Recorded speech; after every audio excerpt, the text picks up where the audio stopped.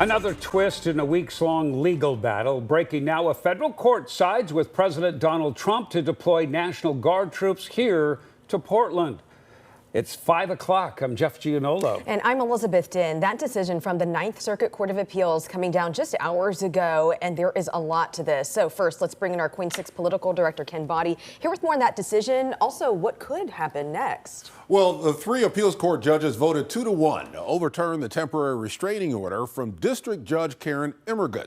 That order preventing the president from deploying National Guard troops to Portland. 200 Oregon National Guard members are standing by at Camp Rylea on the Oregon coast. Another 200 members of the California National Guard are at Camp Withicum and Clackamas. The majority opinion by the Ninth Circuit judges Ryan Nelson and Bridget Beatty, both Trump appointees, states that we conclude that it is likely the president lawfully exercised his statutory authority, which authorizes the federalization of the National Guard when the president is unable with the regular forces to execute the laws of the United States. Now, during oral arguments, lawyers for the administration said they would now immediately seek a stay on Judge Immergut's second temporary restraining order, which bars the California troops from being deployed to Oregon. Governor Kotek had this to say today. I still urge the Trump administration to send all the National Guard members home, both the Oregon National Guard and the California National Guard.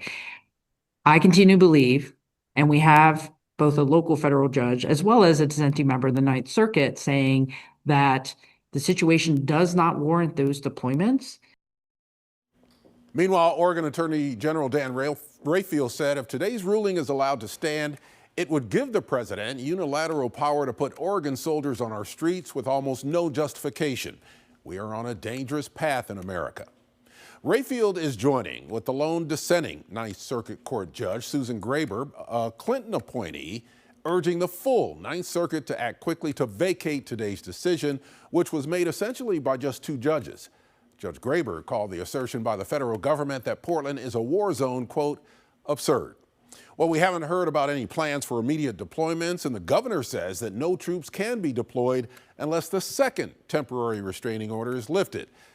All of this legal wrangling could ultimately end up being decided by the U.S. Supreme Court. And you know that a similar legal battle is also playing out in Illinois as the president wants to send troops into Chicago as well. Yeah. All right, Ken, thank you.